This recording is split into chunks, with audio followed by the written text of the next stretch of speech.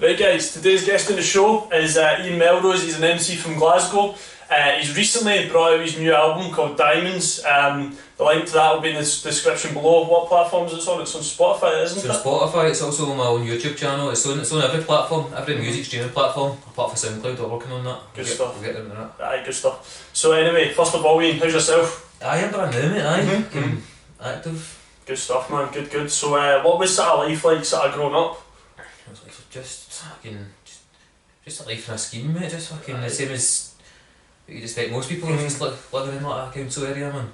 Whereabouts was it you grew up in? Was it Glasgow? Obviously Glasgow based? It was Glasgow I grew up in. I stayed in Cawdor, and then like most of my days until I was about 13 I wasn't out much, and then I started going about I made my pals in school and stuff like that, and I was going about Possil. That's where I used to like kinda... Yeah. It's that Springburn area, just next to that, mate. Aye. Good stuff, man, good. We had my good pals off it. Well, one of my pals' dads, he grew up in Possil, so he was actually the first guest we had on the show. He was like a comedian and stuff. Ronnie, I don't know if you heard him, Ronnie Black. No, mate. No. It's quite good. Sorry to fucking... Nah, it's alright, no worries. So obviously you're on tag, but when did that start and when does it end? It just started the end of December there, and I've got it for another 2.5 months, man. It's that's all right. 3 months, man. It's the dark nights, and I've got time. I'm just using it time to stay and focus writing my music. Like, 100%. I've got a better sleep routine, a better training routine. Like, everything's a lot better, to be honest. See, obviously how it's 7 to 7. Do you like almost make a point of getting up closest to 7 as you can? I'm usually up for like 5:30 or something like that. I do some stretches and that, get a shower. I've started doing yoga and that in the morning. Good stuff, man. So I've started doing a wee bit of yoga, a wee bit of meditation if I've still got a wee 5-10 minutes left. And then as soon as it's 7 I'm boom straight to the door. I take my dog a wee walk, or else if I don't take him a walk, I'll usually take him a wee walk and then go a 5k, or else every like second or third I'll take him a 5k with me. Do that, and then as soon as I get back I'll just head out to the gym or whatever else, just before everybody else is up. You'll reading about, go to the gym, just... Good stuff, just like for self-development on this. I've never been so productive, man. They're trying to make every inch of the day sort of count. I've never valued my time so much as well, man. I've started to realise the real value of time. Before I'd maybe sat about procrastinating a lot more. Now I'm just like, I try to take my time away from me. I'm going to use every bit of time I've got to be fucking absolute best. That's the thing as well, like I suppose with you, like you probably wouldn't, like, okay, you might have like the odd beer in the house, but you're not going to go out and get steaming, you know what I mean? I don't even drink anymore, man. At Christmas I drank 2 Cocoa Bells and I was just like, I don't even like this, man. Like, I've stayed off to drink for that long, man. I drank, Sherlock came here for me to have a couple of beers. And he was just sitting, man. By the time he'd went through like fucking 6 beers or something, I'm still finishing. I'm trying to rush down this Cocoa Bell. I'm just struggling with it, man. Fair enough, man. Fair enough. So obviously, talking about Sherlock there, how did you obviously get into sort of spitting bars and writing music? That's right, mate. It goes way back, man. Obviously when I was younger, when I was in school and shit like that, and like primary 6, primary 7, it was like we'd done like mad poetry classes and shit like that, just like part of yours, there might be different projects. One day it's like drawing, next it's poetry, you just do a lot of different shit in school. So when I got to the poetry thing, man, I was always drawing and shit like that, but when it came to poems, I remember I wasn't amazing, but I could make poems, you know what I mean? So that was like the very first thing. And then I think like Get Rich or Die Trying it came out about the same time when I was just finished in like primary school. And I used to just watch that and 8 Mile and I'd be like, I want to be a rapper. I used to say to people, and they'd be like, you're a fucking nut, you know what I mean? Like, you want to be a rapper, like you're in Glasgow, you're in New York, Camden, you know what I mean? So I kinda, like, when I was younger I was like, alright, can I fucking kill that dream? So I just started to, like, the next thing I done is, like, as I got into like secondary and shit like that, I just got into boxing. I wasn't like, all my family and shit are good at football, man, but it's just I'm no brilliant at football, man. So I thought to myself, I need to get into a sport because I need to be good at something. So I got into boxing, and that was just like my main focus. That was my main goal for years. Like that kind of kept me like staying away from like smoking, boozing, madness and stuff. I still kind of got some madness, man, but I was just like more sober most of the time, man. So that's like, and at that time, when I was like 14, 15 and stuff like that, I was training hard. My trainer took a really like big interest in this. I used to use like my mentor like, when I was at that age, he really kept me on track. And there was like an old guy at the club as well, old Pat, man. He was a legend, that guy. He used to always be like, tell me, he's like, you're going to be a world champion, shit like that. So like, with him telling me stuff like that, I used to like help build my belief, like I'm going to fucking conquer the world here, I'm going to be a world champion. I used to just sit and visualise my name and all these lights and all that, and then fucking visualise just like headlining all these big events and all that. And then, I don't know, with the boxing I kind of fell away from it a wee bit. I was going to, like, I was the only person that was fighting for my club. It was quite a small club, I was the only fighter at the time. And I used to, like, I was going to these different, like, big events and stuff like that. And when I was getting there was nobody to match up with me. I'd be training for like months at a time. And when I got there I'd be prioritising like the bigger clubs. Yeah. Like say there was like 5 people fighting at like 75 key, there would be one person that had to couldn't fight. Obviously, if there's like 5 people, so I'd be the person that couldn't fight and things like that. And then it happened like 3-4 times in a row. I just got kind of pissed off it, so I just stopped taking it serious. I'm like, I'm not even getting a fight here, so like, that's when I started, like, I don't know, probably about 17, 18, I just started like drinking a lot more and shit like that. It was just doing the bark and stuff like that. I kind of fell away through boxing a bit, and then just started getting like, did Possil, I'm sure, fucking, you've heard what it's like, like, just caught up with some madness, man, like, just, no madness, but just like anybody else's name and they're out fucking steaming and shit like that, you know what I mean? So, sorry about that, so, just caught up in all that carry on. Just mad with it, shit like that, and then I don't know, I was getting caught in a lot of trouble at the time. I was getting in jail like every weekend or every second weekend, I remember. I just done for like 2 days, sort of hanging in back out. I just get weekenders and shit like that all the time, man. Like the post in there, they hated like the younger people. It's like, I think they got the worst posts rounded up around Scotland, and they're like, right, do you know what, this certain area in Glasgow, this is where you're going to find the absolute worst fucking, the worst youths, so let's go fucking treat them as bad as you can. I think that's honestly what they've done. Getting a doing it, staying in the cell and all that sort of thing. Leaving in the cell, and they'd be pulling in the back of the van and for like 4 I'd be like fucking a 16-year-old wee boy who'd put the cuffs on me and like 4 guys would be laying into me, you know what I mean? This is fucking poorest, my insecure dafties. I know. So fucking, so this is what shit you had to put up with. I remember one time when I was training for a fight as well, I was obviously my pals there still kicking about with me when they were drinking and I wasn't. I remember they went into the fucking, like the law, looking for kind of threat of charges, looking for empty trying charges zone. I was standing next to a bush, they went into this bush and pulled out a bag of needles that's been fucking emptied. And all the others are just looking, he's like, what the fuck? Like, no, do you think that's us? I just had my bag of needles and they're like, what's this? And they're like, you tell us what it is, you know what I mean? They fucking... Almost they planted it there almost, I don't know what it was, I don't know if somebody's like fucking, if junkies are just flung it away, fucking it was pure all an old rusty bag and everything, you know what I mean? And then I think they were pulling empty bottles not out of the bushes, like, is this yours? And they're like, you're all getting a fine for this and all that. And I was like, what the fuck? I'm like, listen mate, I'm training for a fight, I don't even drink. And he's like, so you fucking on that, just fucking, he gives all that carry on back in the day, so like, also with their attitude towards us, it gave me an attitude towards them, like, naturally. I just seen the post for the absolute worst of what they were, and like, I hated them mate, like, I genuinely, like, I fucking despised them. Because they used to just like, I'd be walking down the street with my pal and he'd be like, just pull us in the motor and drive us down to the station for a strip search, just randomly shit like that. Just pure harassing us to the absolute fullest of them. So that's what fucking made me kind of hate them a wee bit more. And then I kind of gone a wee, so back to that part, they pulled the shit out the back, and then fucking, that's where I'd be training for shit like that, like, I just fucking, I don't know, then got to the stage when I was like cutting out steaming and stuff like that, and then they would try to provoke me, and then I would be sort of be like, you're a fucking scumbag, and they'd be like, boom, slap my cuffs on my jail, fucking. I remember one time I know, there was some mad shit happening, man. I remember I was walking up to my pal's house, I had a half bottle of Buckfast and a bottle of LSV in my bag, that's what we used to drink, you know.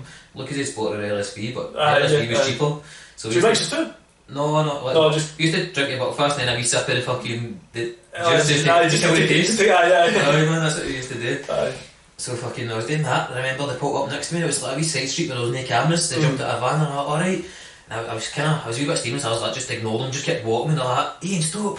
And I'm just like, fuck these daffies. I was like, just get to this house as quick as I can. As I'm walking, they just ran up and just pushed us out the wall, so they did, but as I've done that, like, I fell against the wall, my bottle smashed into the wall. And they're like, oh, you're getting done with vandalism, you just smashed a bottle in the street. And I was like, fuck off, man. And they're like, you're letting them with a breach and all that. And then before you know it, ripped us in the back of the van and started heavy doing this, man. I got to jail that night, man. I got let out the next day, but so I did. It was all shit like that, man. I know. But I mean, obviously, like, see me growing up, I've not sort of like, obviously, like, probably, like, sort of had that sort of confrontation with the police myself, obviously, like, growing up in, like, Clarkson suburbs of Glasgow. But I, like, you do admit, like, I think growing up in Glasgow, like, you will experience some madness growing up. But you take a step back and go, like, well, like, this is fucking real or something like that, you know, but in saying that, obviously, like, obviously with yourself, and you like sort of see it as well, like I just see it from like watching things on YouTube and stuff like that, like seeing London, like see like boroughs of London and that, like people would be like, oh, what would you do if a situation happens, like not call the police,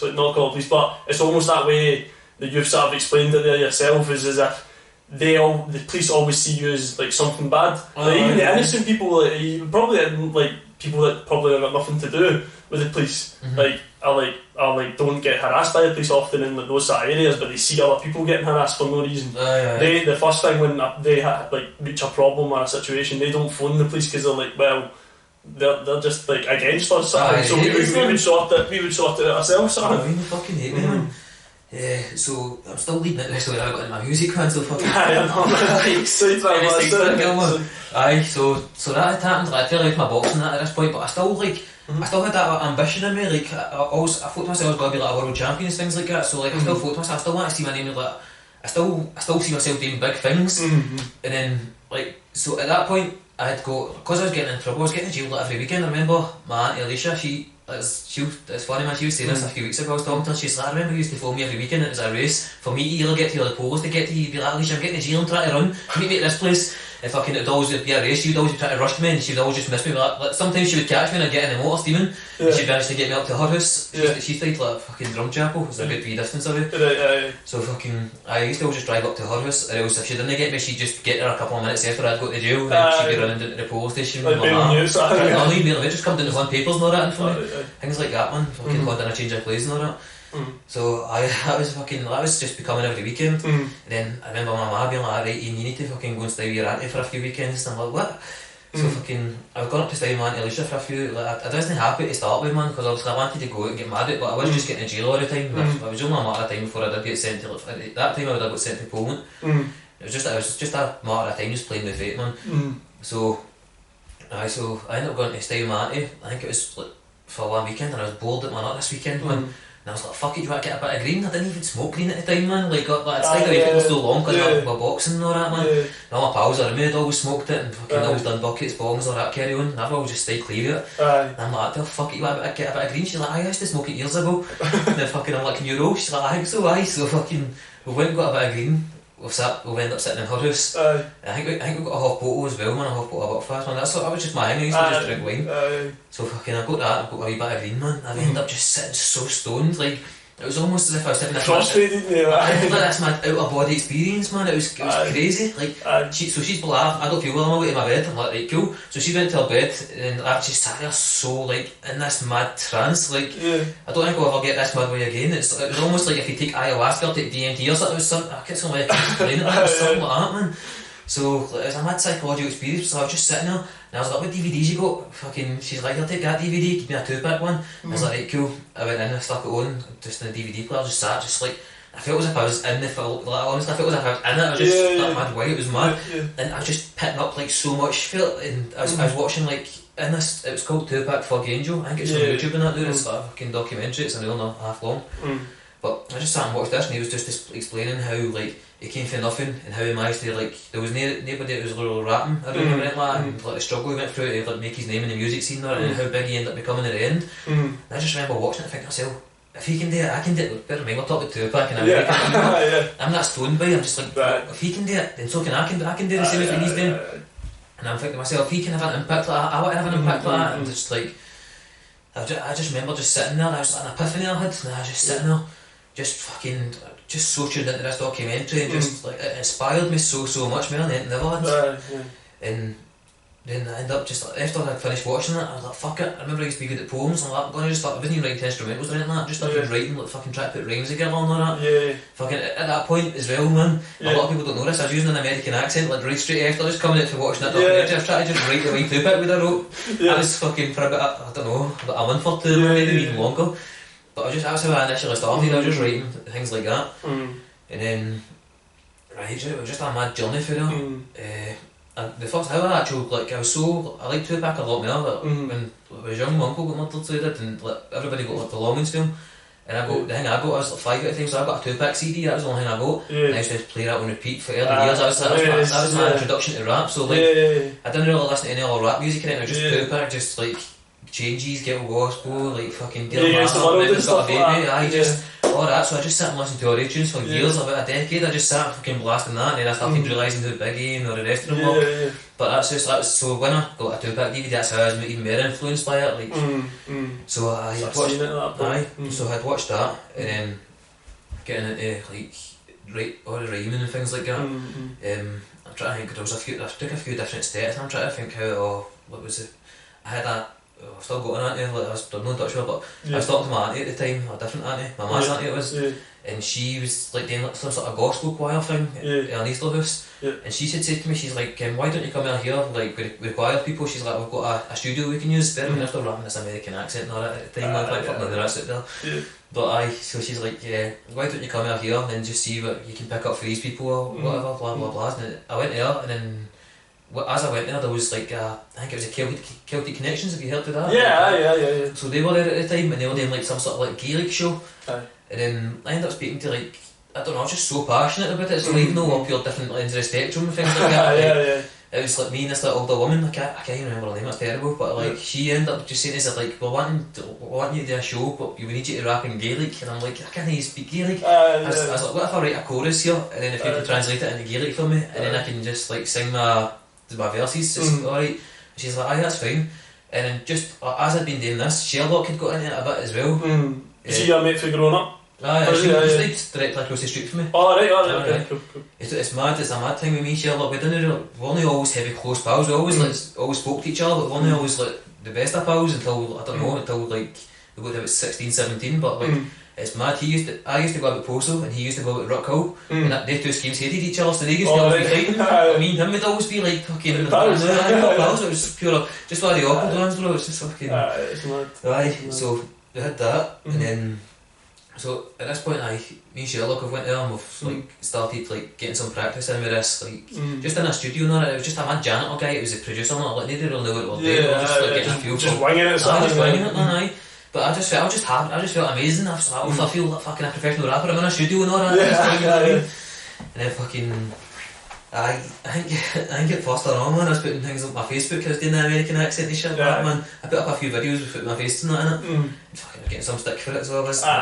And then I ended up deleting all that, obviously. And then I just think it's been a mad journey, mate, from the start to where I'm at now. So I'm just trying to think of how. So that happened, and then we ended up getting a show. So we did. We went up, me and Sherlock performed at this mad show, but the woman had translated the chorus into Gaelic for us. I even memorised, the two used to memorise this whole Gaelic chorus. You'll not be able to say Polish in Gaelic because it's in front of all like the Polish guys.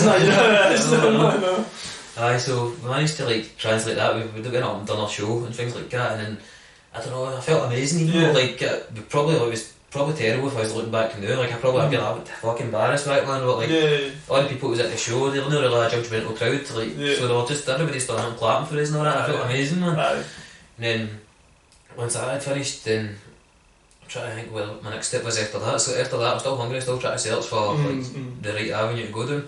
So I went to, there was a place in the city centre in Glasgow. It was a Scottish music centre or something, so I can't even remember.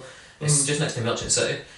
I had went in there, and then I just said, like, look, this is what I'm trying to do. I think it's actually in Merchant City. I just explained to them, like, look, this is what I'm trying to do. What avenues do I go down here? Like, I was just so passionate. I was trying to hit everywhere for every angle. And I'm just like, how do I do this? And then they're like, well, you're in luck. We've got a mentoring course that's actually just started up for like rap and hip hop and things like that. So I'd sat and waited to like them getting back to me and things like that, and then they'd got back to me, said that I've had 4 weeks with somebody to mentor me, like a Scottish rapper. Then it turns out it was Loki. I don't know if you know him, if you've heard of him. Did he pass away? No. Lumo, I think you might be thinking. I'm thinking of probably someone down south. Loki does quite well. He's been on like his politics and stuff like that now. He's written a book and stuff like that, man. Poetry stuff. He does quite well, man. But that was the first person that I like got introduced to the Scottish rap scene and things like that. So I went and like managed to organise a arrangement. I'd met him. It's the first time I met him was at Central Station, just through this group of people that put me in touch with him. And he's like, let me hear some of the stuff that you've been making. So I'd let him hear it, and I was just like, look, I just told him I was like, I'm heavily influenced by like Tupac and things like that. But at this point, I'm still rapping this American accent. I know. Because that's the one thing. I showed my sister a video of you before that you obviously came. She was like, he doesn't rap in an American accent, which is good because a lot of people do. And oh man, there's someone, I think there's a few folk that used to go to school with me that like try to do anything but they put on the accent and stuff, and then I remember there was one time we were in a casino like before Christmas. It was like 6 AM. I don't know what we're doing. We're just like we're in a smoking area because a few of my pals are smoking, and you know what I mean, you've just been at the pub, been at the club, and you're like everyone's just wished. and there was these two guys standing there, and one of the guys was like MCing, like spitting bars, but he was doing it in a total Eminem accent. I was like, did you actually really sound like that though? I know, but like as you were saying, sort of, obviously, did you drop the American accent at that point you met him? So it's kind of credit to Loki for helping us out with that, man, thank fuck. So like that had happened, and then I went and spoke to him, he's like, I can see where the influence is coming from. He's like, I can definitely tell that fucking you've got the two-pack influence. He's like, but we're going, he's like, you're going to need to use your own accent. And at that point I was kind of offended. I'm like, what's that? You know, trying to say that's no good. He's like, no, I'm not saying that. He's like, just try for me. He's like, just do it in your own accent and see how it goes. And I'm like, right, okay. So I went back, I think it was like every week or every second week I was to meet him. I went back and I wrote another 5 songs or something like that for the next time I was going to meet him. Then as I went to see him, I was pure like holding back as I was saying it. I was spitting the bars, but I didn't feel like as confident as what I was like spitting the bars before, so I was just kind of reserved as I was spitting him. He's like, that's amazing and all that. And he's like, that's so much better than what you were doing before. And I'm like, you think so? He's like, aye. But Sherlock, right from the start, he'd always used his accent and he'd fucking smashed it. Like, I was only weird and fucking doing this mid-American shit.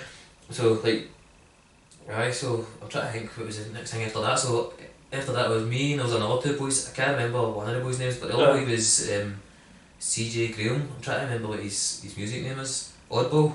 I don't know if you've heard him, man. But so the 3 of us were on the course together, and we just kind of progressed from there. Just like a mentor on him, just to help us guide us in the right track and things like that. Then at that point, so that's where I kind of dropped the American accent and stuff like that. Started using my own accent. And then I'm trying to think. There was another boy I started recording with, and it was what was it? West Kilbride. Who was it? A boy Ross, but he was doing quite well in the music scene as well. At that point in time, he was doing well anyway. I don't know if you've heard him. His name's Shadow. But that's who I was working with at that point in time. I went down and I did learn quite a lot. Like fucking. At that point I just dropped the American accent and I just started getting into the Scottish accent, but I was still really rough around the edges. And like, at that point he was like this person, he was like the only person I knew that was like using like a full like Scottish slang, like talking the way I talk kind of. Talking about buds and just even the accent he was using, he was putting on a Glaswegian accent, and I was like, do you know what, that's kind of like fucking, that's the kind of sound like I like, so that's the kind of thing I would listen to at that point in time, and opposed to like some of the other things people were cutting about at that point. So because of that I ended up messaging him. I'd be like, what I get down for a studio session? He's like, I fired in. So I went and met him for a studio session, and for a good while, mate, probably about a year or something like that, man. I made a lot of progression. I don't really see eye to eye with him now, man, but at that point in time, like, we did really work well together. I ended up being a manager as well, a guy Boydie. We had a channel, Moxie Media and all that at that point in time. They had just started off, so I was just starting to like find my feet a wee bit, as in with my accent, figure out like what it's all about, like spitting bars and shit like that. And just like I was just learning the ropes basically at that point. Like that was me starting to like get more into myself, and like his influence, like he was kind of like helping like guide us at that point in time to the path you wanted to become, using your own accent and using sort of like just even with like what he was doing, I was just kind of like, don't want to say copying him, but like I was just kind of like, don't know, kind of imitating a lot of the stuff that he was doing it in your own sort of style, in my own way, but it was just more like but at that point there was nobody really in my area, like sort of scheme people, like in like Glasgow sort of area. It was like making rap music as fucking if there was, it was people that had their own sort of like small community, but like there was nobody like, I don't know, because I used to run about Possil shit like that, and just like fucking, I was like the north end of Glasgow, like people were just like, what the fuck's wrong with this cunt? Like, I was like just targeting a whole community, never even heard of this, maybe even really heard of Scottish rap until like fucking I kind of moved it to the... When sort of was that? Because I remember, especially remember seeing like that. I think that was before like Skepta came out with That's Not Me and like Shutdown, because that really kicked off, I think. It was roughly about the same time, man. It was about maybe roughly about that time as I was getting into it. It was just before grime really popped, man. Like, because it was quite indie. I think grime was quite indie. Like, there was. I remember when I was in because when I was in 6th year, it was like That's Not Me came out and like Shutdown. But it was when it originally came out, it was quite like, it was like the hipster kids used to sort of listen to it and stuff like that. It was like the artsy folk, and then like I sort of took them to it because like growing up skateboarding and stuff. Like if I'm skateboarding and I will listen to tunes, it'll probably be like grime music, because it's just like, it's fast, it's like you just keep on going with it. So I think then a lot of people used to just associate it with like skateboarding and things like that. You used to get a lot of people used to get judged for listening to grime music, so they did.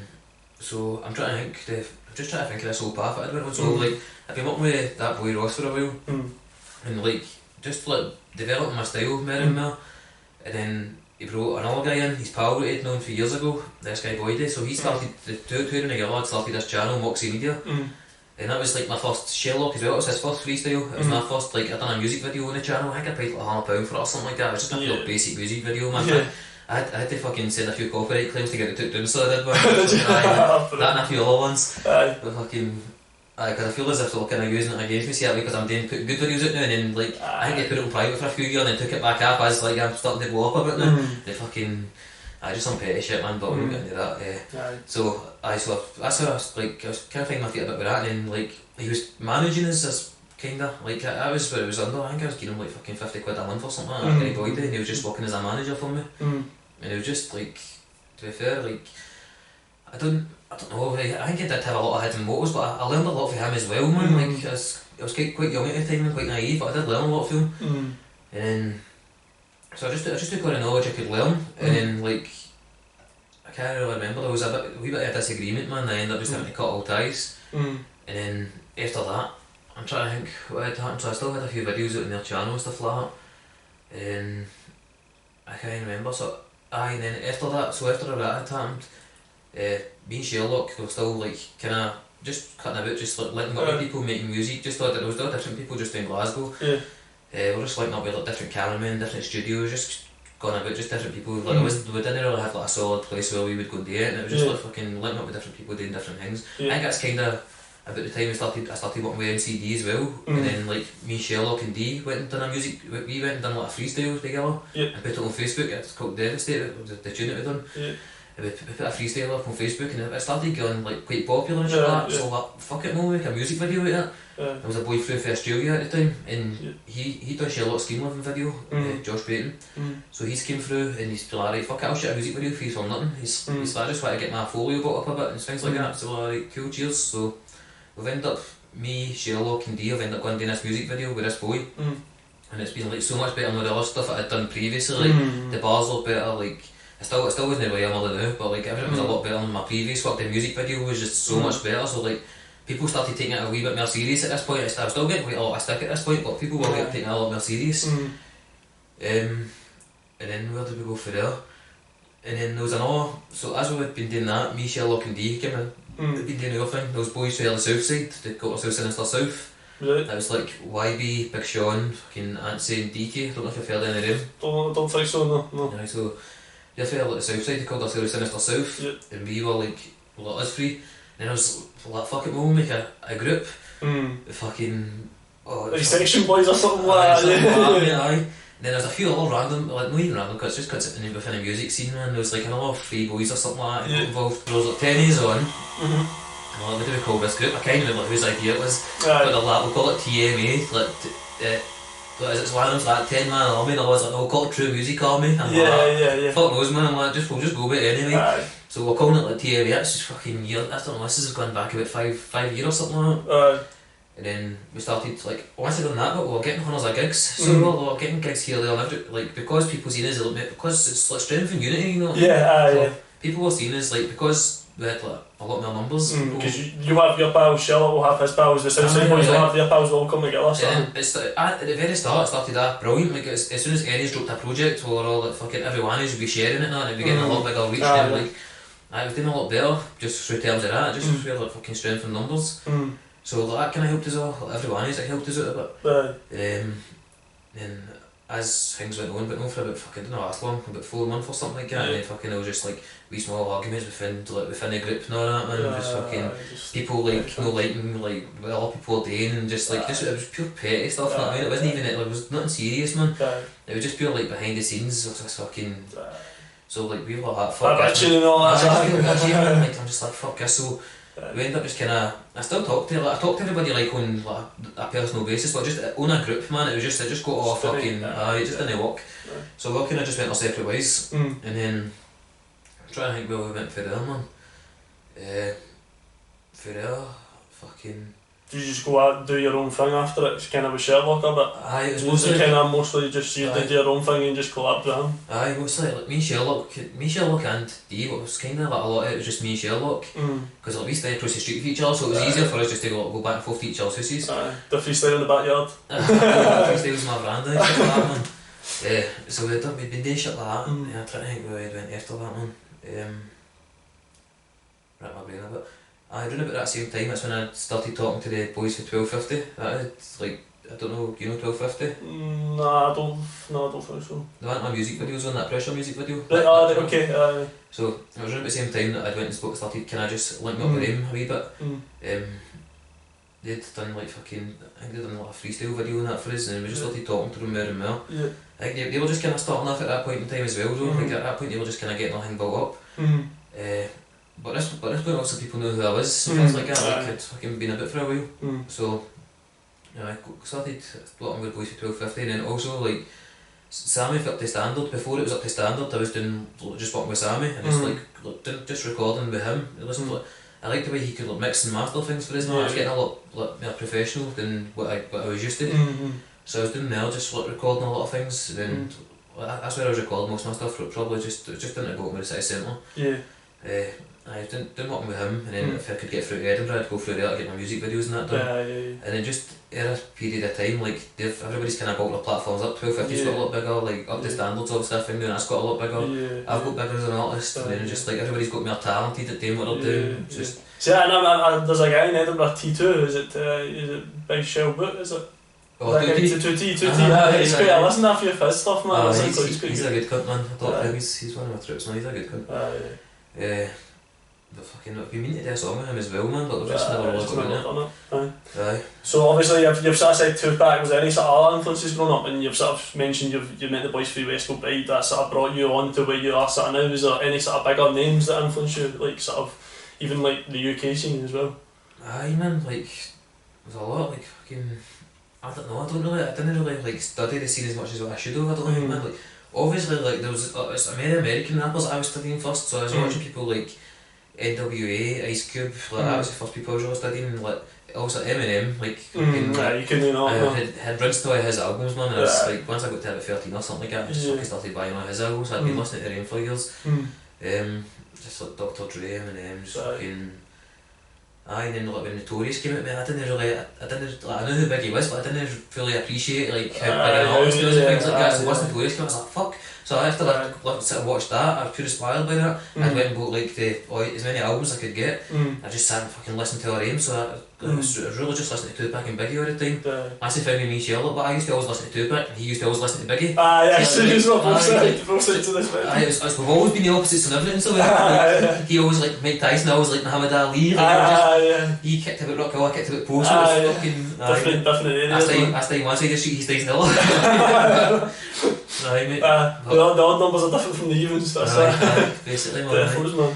Sweet. So obviously you've brought the new music video out, Pressure, with the line will be in the description below. If you're obviously wanting to watch it, but in the music video there's a scene when obviously the Polish man's heckling you, and I suppose that's probably the inspiration of that for you is from when you were sort of growing up, similar to when you sort of said even up till these days, man. Honestly, they fucking hate me. But obviously that was the sort of like inspiration behind it. I think you just got someone to dress up and do it. I think it wasn't the actual Pose. No, if it was the Pose, I'd be in the jail now. I'd be at my door that night. 10-year stretch.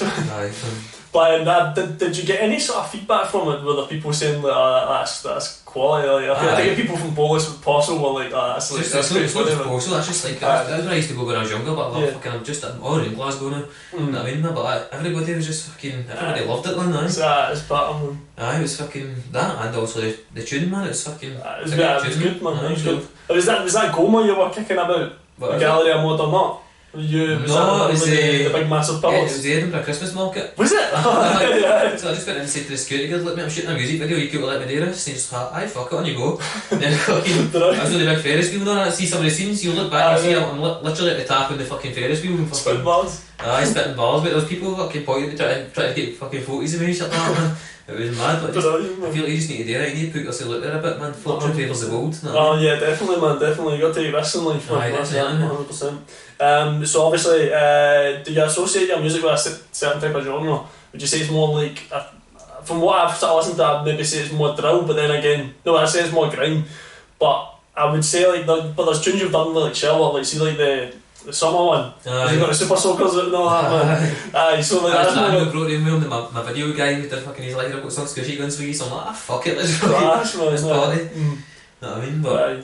I mean, I don't know how to put myself in any sort of genre, just rap, know what I mean, man? Like fucking, I like to try and be as diverse as possible. Like I've got some tunes that are like drill, some are grime, just I like to, if there's something that's really trending at the time, I like to just fucking hit it, you know what I mean? I don't want to restrict myself, saying like I'm just a grime artist, I'm just a drill artist, I can just make fucking, like I'm doing everything, I can cover everything, bro, that's fucking, just an all-round artist, man. Like the way I look to people like Kanye West and like Joyner Lucas and people like that for inspiration. People are just like, even Eminem and shit like that, man, just people that cover every single aspect of like just rapping, like yeah, definitely. Broaden my horizons. 100%. So obviously, like now the sort of Glasgow scene, do you feel it's sort of expanded since when you sort of started off? Aye, major. Like, mad, at first it was so awkward, I felt like I was the only person rapping, man. Yeah. Because like even Sherlock would come down that gig with me and stuff like that, but fucking I was putting tunes out, like I put my tune out like as I was working with that Moxie and things like that, as I was working up with Westco Bride and things like that. So I've been putting my tunes out with SoundCloud and things like that and getting fucking mad feedback, some good, some bad.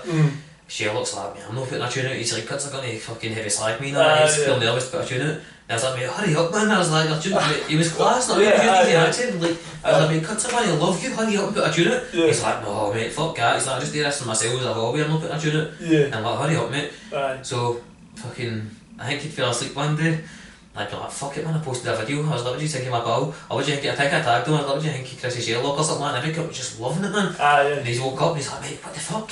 Yeah, I'm like, thank fuck it, well, Mick, do it, Matt. I knew Pitts were going to like it, but I'm like, thank fuck it, did imagine if he did, then he's woke up. He's like, what the fuck you doing posting that and fucking get me in this? Know what I mean? Like, cunts loved it, so. Defos. Obviously, see, like, even Shogun in the Glasgow scene, he was meant to warm up Nas, was he not? He got done for like, something stupid or that. Scumbags as well, man. Fucking love to bring people down already. I know. I hate to see young successful people, man. That'd be such a low blow, like you're just on your way to like warm up for Nas and it's just brutal, man. Plans for the future, what's coming up after the next album? I've got some mad plans. The next album, the one I just dropped? The one you just dropped, aye, so I don't know, I'm kinda waiting back on hearing for something. Fucking I'll say about it now, but I'm waiting back on hearing about something. If that doesn't go through, then within the next 3 months I'll have another EP out, maybe 2 EPs.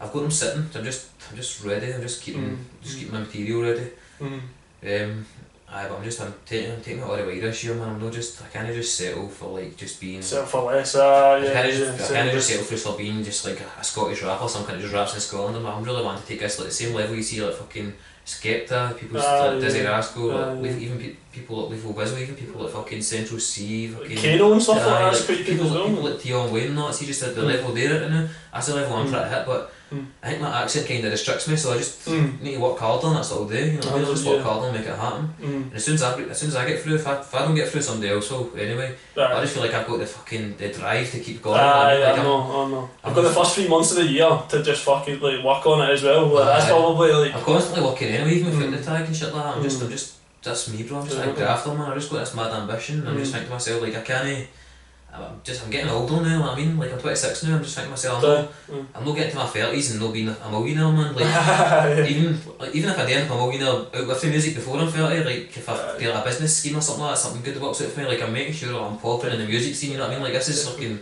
something I'll be focused on trying to make it happen. 100%. So obviously last question, as we always kind of do, what would be your 2-scoop combo from the list of Valentini's ice creams? So this is That would be my 2-scoop combo. 2-scoop combo in a tub. I was ready to just say one, but wait, I read them all first.